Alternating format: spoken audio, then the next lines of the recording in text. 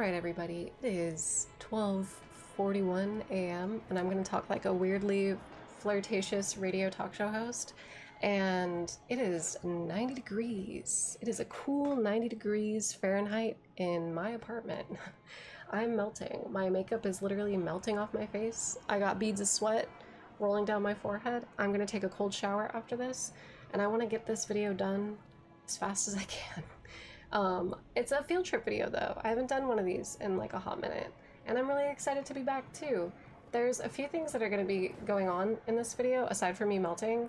There's a weird green and purple flicker that's happening right now. My capture card is a zillion years old and it is finally croaking. It is crispy, it is done. So that's going to be a feature of this video, is this like weird flicker of color. I'm so sorry if it is like really distracting or like painful for anybody. That's gonna go away, don't worry. But I did want to upload something for y'all because it's been a hot minute. I've been out with my family, and then also this heat wave hit, so I haven't had time or the energy or the physical gusto to want to film. I'm actually really pushing myself right now. I'm gonna take a cold shower. I crave it, I need it. Anyway, what I'm trying to get at is we're gonna talk about the Erdtree today. This video is for Alzors. Alzors actually contacted me like a few months ago. They're a longtime follower. Shout out to Alzors. Love you. But they pointed out obviously that the Erdtree is encased in like this outer shell. A lot of other people have talked about it too. Zeostorm and Sekiro Doobie. I don't know if I'm saying your name right. I'm sorry, you're great though. I love your videos. Made a video actually like showcasing the inside of the Erdtree's bark and like all that stuff. So something super interesting about it is that, hold on, let me get closer. You can actually see like where it's encased. Like you can walk right up to it. They make it really obvious that this thing is wrapped up, and that there's like a very clear visual difference between the tree bark with like the wood grain and this almost like gravel stone like skin that the Erdtree has. And if you actually go up in Sekiro's video, I believe, I might have to correct myself if it's this is the wrong person. It could have been like another data miner, so apologies if I get that wrong. I'll link the video down in the description. But if you actually go up to like the Erdtree's branches, there's like a very clear distinction between the skin of the Erdtree and the like inner bark. Another really cool thing is that when you set the Erdtree on fire, the inner bark doesn't, like, there's portions of it that kind of looks like it's burnt or crispy or like on fire, but for the most part it's actually the outer casing that is predominantly on fire. That's like a really cool, neat little detail, because we get to learn about like how important the giant's flame is for actually penetrating not only the like Radagon thorns with like the mesh, the door that's like preventing you from going in, but also it's kind of like symbolic of like setting on fire like this age of gold, because there's this like big golden like rock exterior of this tree. So there's very clearly this distinction between like this outer golden tree that everybody knows the Erdtree as, and like the inside of it, which is actually more of like a normal tree. So Alzors contacted me, you know, a while ago and was like, hey, did you notice that the outer tree kind of looks like gravel, like it looks like rocks instead of bark? There's not like that wood grainy texture as like apparent in parts of it, but also that it has the same golden hue, like it looks like a light gray and it has the same golden hue that the ancient dragons kind of do. And there's a lot of really cool like similarities between the ancient dragons and the Erdtree, like color wise, visually, there's a lot going on.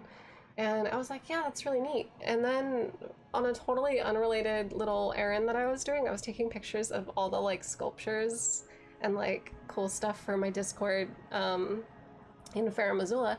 I actually found something really neat, and that kind of supports Alzor's theory and also loops in the Wormfaces, which is super cool because they're really mysterious enemies. They used to be called the Uprooted, I believe that's what they were called. When I saw somebody posted some data mining stuff or like early build stuff. I'll post it in the chat if I find all of it. I need to post the Erdtree video, and I need to post all of the posts, the Reddit posts, all the stuff. So I'll be crediting and like posting everything in there. But it's really cool too, because like in addition to them looking like potentially like a tree that's been like pulled out of the ground and all of its roots are dangling down, it also kind of looks like a wilted flower or some kind of like plant life. So it's really neat to see that. Love it. Love the symbolism there. But let's go see what they're up to in Farum Azula, because in addition to them being kind of like native or hanging out over by this minor Erdtree, they really like to chill down in this dark little misty forest, and they seem to be kind of hiding their eyes from the Erdtree, is what I kind of assumed. Like they wore the blankets over their head, and I was like, oh, maybe the Erdtree's too bright. I don't know. Like I didn't know. But they were always like hanging around here, and I had no clue what they were about. But then there's actually this portion of Farum Azula where it seems like they are kind of like a part of like a ritual or like a ceremony. So I'm gonna show you guys. So let's transfer over to another character that is burned up the Erdtree and head over to Farum real quick. All right, y'all. So we're in a really specific spot of Farum that I want to point out. I was actually exploring, like I mentioned, and taking pictures of sculptures and architecture for the Discord, and then I saw this little like pond over here, and on my first playthrough I actually didn't come down here at all. But there's like an item that's over here that I want to encourage y'all to go grab. I'll explain what it is. It's just a piece of gravel stone, but it's being guarded by a Wormface, and I got like my stealth shoes on for this little section. But we can kind of see that the Wormfaces are doing something funky over here. It looks like one of them is getting sick and throwing up on a tree. And if you look at the tree carefully, it almost looks like there is a small casing of rocks that are wrapping around the trees in this area. You can kind of see.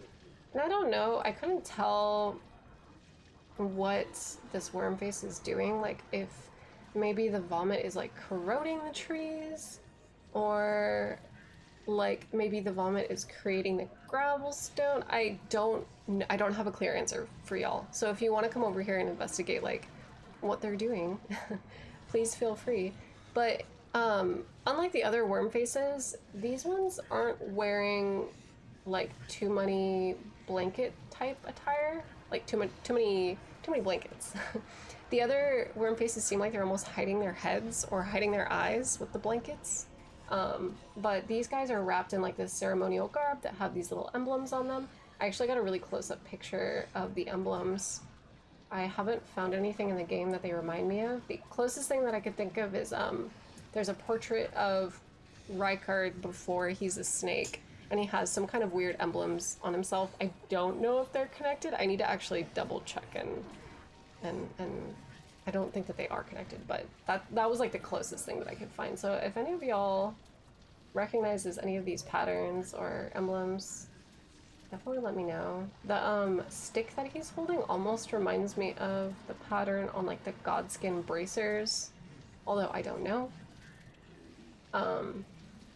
But I found this super interesting, and if you actually go pick up the items that is over here, there are more Wormfaces that are all along this little strip, throwing up on trees, hanging out by the trees, the stone trees. And the Wormface that's over here in this little corner is actually guarding a piece of gravel rock, gravel stone, whatever it's called. So there's like a pretty clear distinction between these Wormfaces, them guarding some like gravel stuff, and these trees having gravel stone like encasing them, similar to the Erdtree. I'm actually gonna grab this item. I'm surprised I didn't get this before. Oh wait, that's not the button. Okay, oh, it's a smithing stone. Okay, whatever. There's lots of like smithing item type dealies over here. I forget. Let's climb. I just played Demon Souls on stream with everybody, so my button fingers are wrong. my button brain fingers. There's another one over there next to a tree. Field trip, you love it. You love to see it.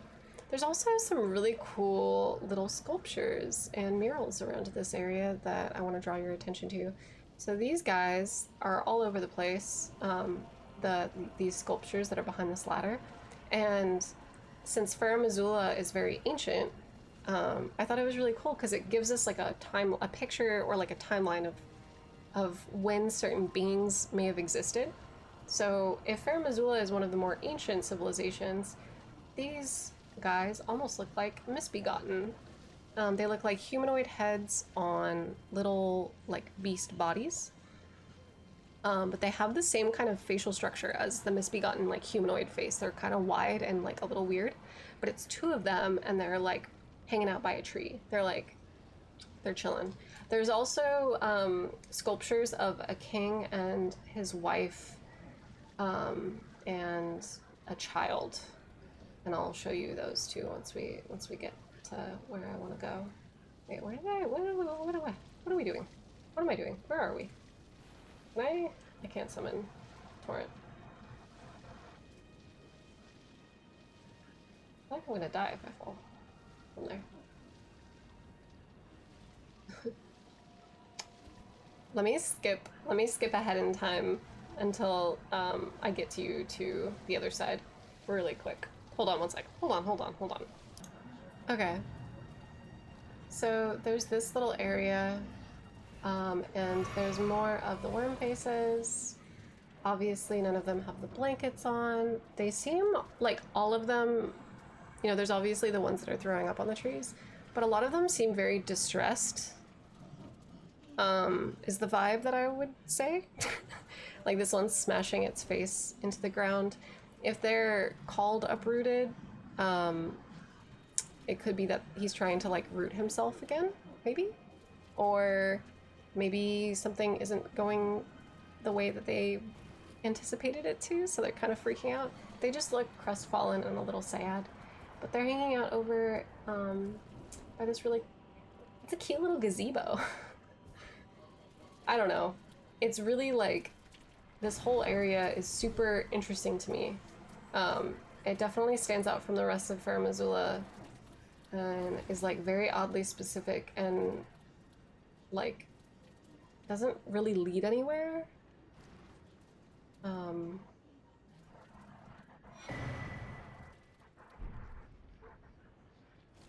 Yeah, it's really weird.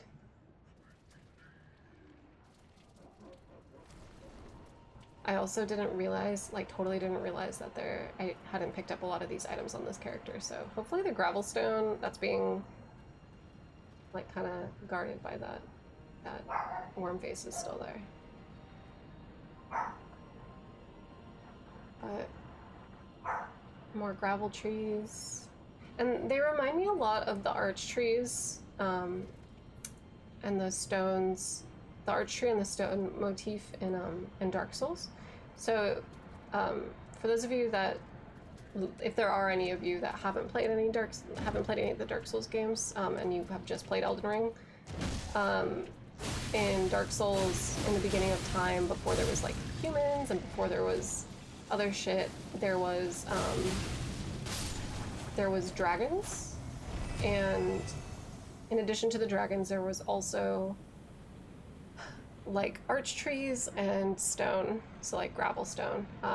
Also, yeah, it looks like I picked up the gravel stone. So there's a gravel stone on this guy that the Wormface is hanging out by.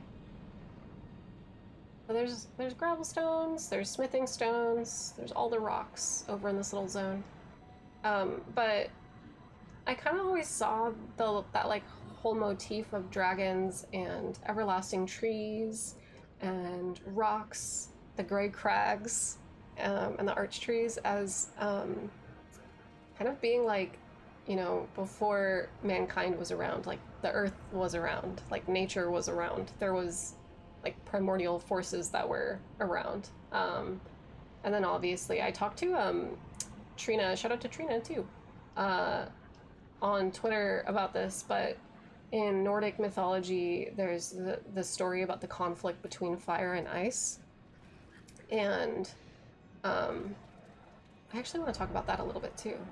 We'll make this a solid rambly video. There is this story of fire and ice, and the disparity between the two forces of fire and ice allowed for the creation of everything.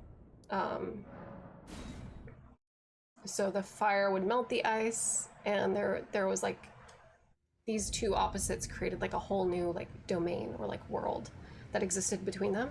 So it's really cool that one of the other really ancient civilizations in the game's history are the fire giants, and their eternal conflict with the Zamor people who embody ice. So there's that back and forth between fire and ice. And somebody said that, you know, those like big bodies, those big, hold on, let me find one. I think there's actually just like a Giant's Grave Post. It's Giant's Grave Post. The big guys. There's the big guys in Caelid too. Not these ones. These are just regular fire giants. You can kind of see the teeth in the mouth. You can see that. So there's the eye, the nose, and like the mouth on their torso. But there's also these like giant dudes. I'm sure y'all have seen them. They like are super, super big.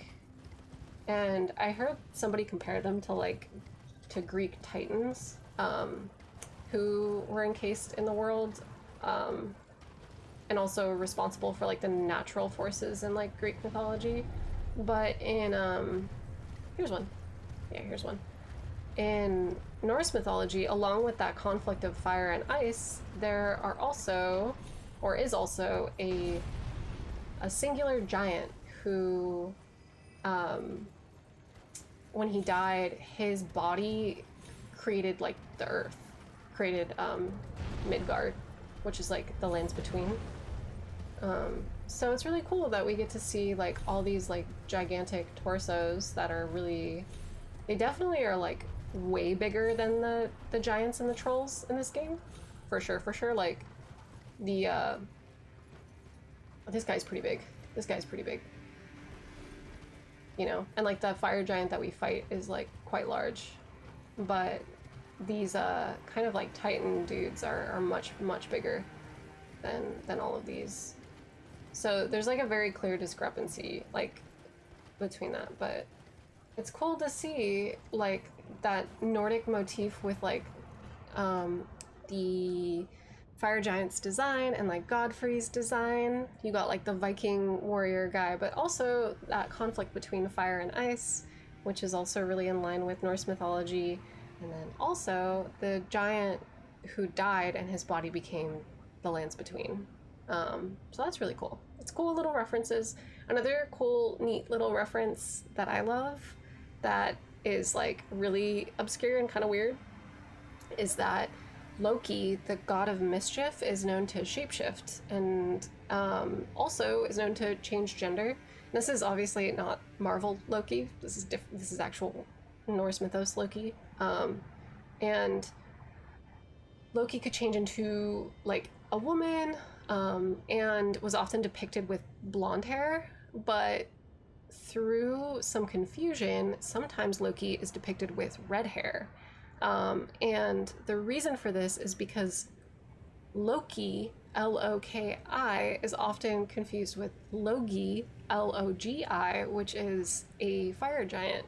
And so sometimes when Loki is depicted with red hair, it is because of the confusion of their names or like the conflation of the two of them, and they've been in the same story before. And I thought this was really cool that Queen Marika, who, you know, is known as Marika the Eternal and has Marika's mischief, which is a mimicry ability, she kind of is like Loki a little bit. And Radagon really drove that home for me with his red hair and cursing the fire giants for his red hair.